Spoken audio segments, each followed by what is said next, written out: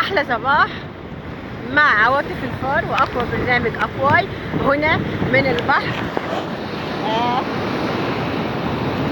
من اسكندريه. النهارده 15/12 2021 الاربعاء.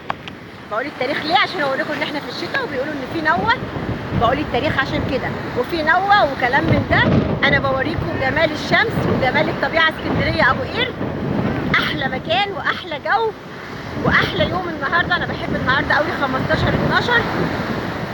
ليه ذكرى عندي وعيد ميلاد شخصيات عزيزه عليا قوي.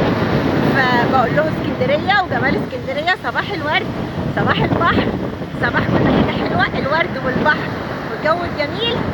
وانا عواطف الفار حبينا نعيش مع بعض اللحظه هنا